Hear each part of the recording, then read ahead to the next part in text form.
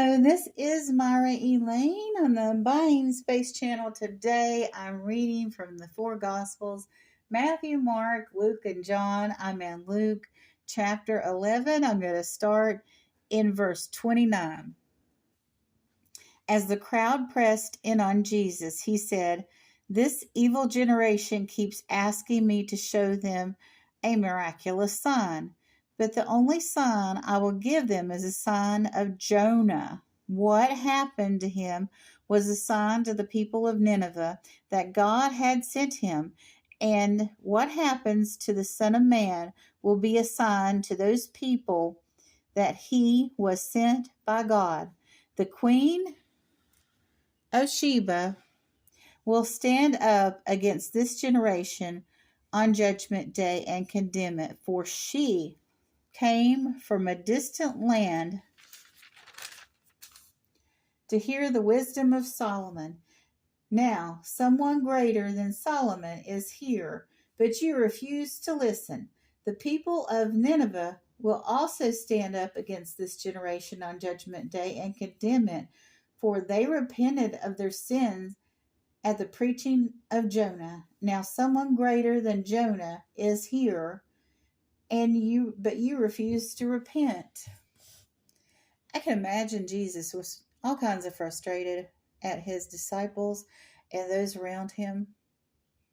We just read several weeks ago about Martha and Mary was sitting at Jesus' feet and listening to him, and Martha was all about getting the feast ready, making sure everybody was comfortable and all the details, because she was into those works. She was into being the hostess and feeling good about that. But Mary, one of the many Marys in the Bible, sat at Jesus' feet and listened.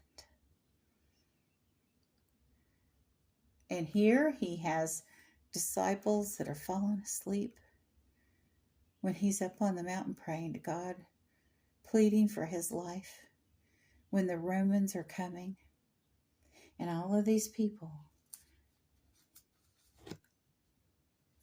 have examples, have scriptures, have all the Old Testament and the prophets that have written and predicted his coming. And here they are, flittering about. I can't imagine what that would be like. I mean, I'm at an age where I feel like a lot of people don't listen to me because I'm at an age that I am. Jesus was half that age, but he was the Messiah. I know things about life that I could tell people, like, oh, maybe you shouldn't be doing that. I've been there, done that. I made that bad choice too, and you don't want to do that. But it falls on deaf ears. A lot of times people have to make their own decision. And we have free will. And I can't imagine that Jesus wasn't, here he is saying, look at Sheba, look at Jonah. Nineveh was saved because they repented within 40 days. What if the eclipse or any of the other things that are happening in today's world are signs to us that we need to repent, that we need to come back to God? And people talk about all the strange things happening, the weather and the eclipse and what's going on in the Middle East, even about red heifers, all this talk.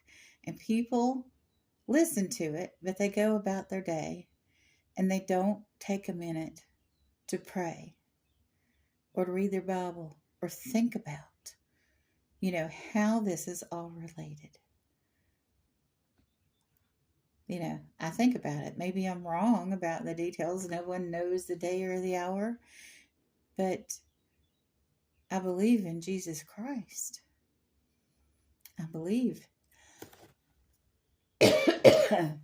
he's coming back, and I'm not afraid of it. I am right with God.